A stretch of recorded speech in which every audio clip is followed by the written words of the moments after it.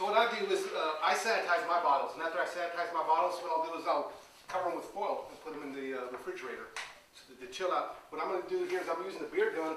Now, Melinda gave me a real challenging beer, and I think she shook it up when she was bringing it out here, and it's really foamy on me. Now, so this is going to be a real challenging example. So what I'm going to do is I'm just going to go and fill a few bottles. If you want to bring the capper over, somebody can help the cap. This is definitely a two-person process. So it's usually my wife and I, and we're actually gotten really good at it. So what I'll do is I'll come and I'll fill the bottle. Now what this is a Blickman beer gun. So what I can do is I can flush the bottle. So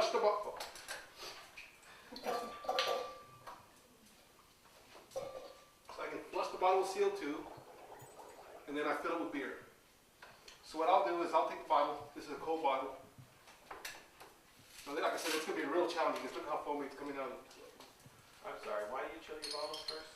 That way it's actually doesn't, it helps it not foaming as bad. And the temperature, if the beer warms up, the CO2 tries to come out of suspension easier. So the colder you can keep it, the more the CO2 stays in suspension. The handout also mentions that what temperature you fermented your beer at makes a difference how much carbonation you'll end up with, because I think the colder the beer, the more CO2 you'll have in suspension. So unless you have to use as well too to right. So read that, and it has an article on depending on what you fermented your beer at, you may need to adjust your your sugar content. Now, Orlando, you're bottling straight from the keg, right? So there's no priming sugar involved or anything? No priming sugar This is involved. already carbonated. Okay, so It's forced carbonated with CO2. So what you basically do is let the bottle, I mean, you fill it as slow as you can stand it. And this is really foamy beer, so I'm doing it really slow. And it's going to start foaming up pretty soon. So I'm just going to keep on filling it. And the mantra with this is fill on foam. yeah. So as long as you're filling on foam, I always make sure I try to keep a bowl underneath just to catch the excess. I wanted to make sure you had plenty of foam. That's very thoughtful. So Do you your need to two leave lines are, one line is from the keg and the other one is CO2. CO2. Right. And you have a really long line, so that helps, in theory, lower the foaming, and you're going through ice with it. Yes. And all it seems to just be picking up foam right now. I mean, because it's not even, it doesn't appear to be filled. It depends on how you force carbonate your beers. If you're doing the, Should we run try it to up to leave 30 psi and let it set for a week, I would and let it. you have so much CO2 in it, it'll just, no matter what you do, you're gonna get foam, and it's just set and wait, set and wait. I thought that was Nah, I think you're doing it, yeah. There you go.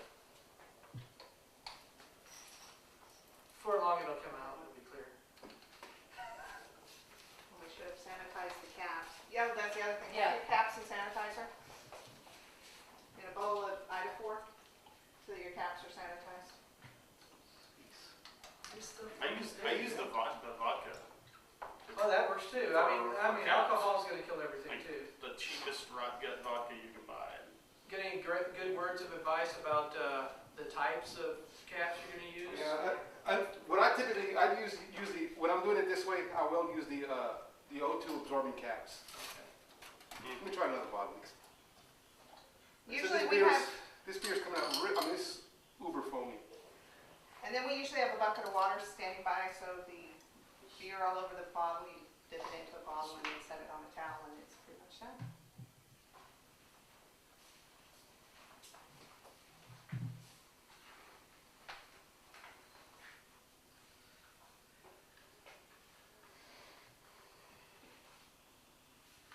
Yeah, that's gonna be too tough, huh? See, I don't know if it's the pressure that Brian carbonates at.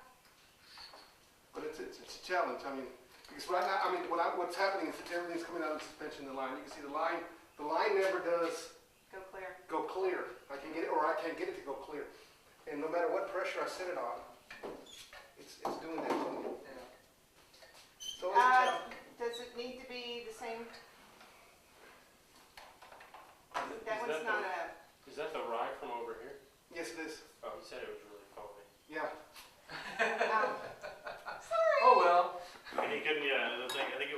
It's really foamy and I can't figure out why. Yeah, that's. That's- Sorry.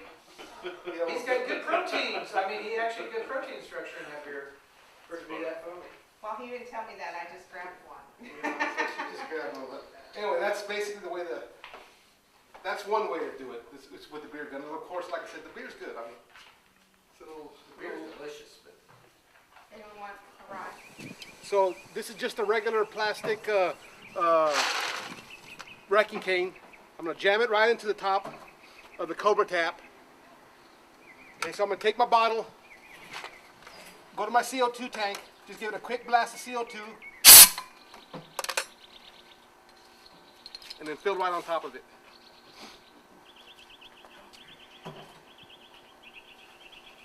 So you can see even with this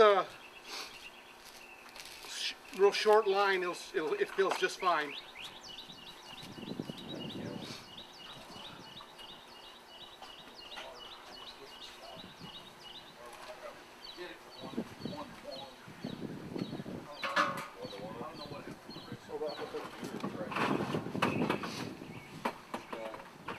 About 24 pounds of grain. So what you always want to do is you always want to cap on foam. So you can see there's just a little bit of foam at the top. Put your bottle cap, just cap it right away. So again, what you're just trying to do is just trying to get that initial layer of CO2 at the bottom. That's what I do with that extra tank. Just give it a quick blast. If you only have one CO2 tank, what you can do is take the bottle cap, give it a quick blast with CO2, lay the bottle cap on top, do like six of them, then fill each of them, and then cap them one at a time. There you go. That's a counter pressure. I mean, if you look at that, that's actually a pretty good fill too. Use oxygen barrier. And then whenever I'm doing this, oxygen barrier is really important whenever you're filling out of a keg, because that way it just picks up any little bit of oxygen that's in there. It'll pick it up.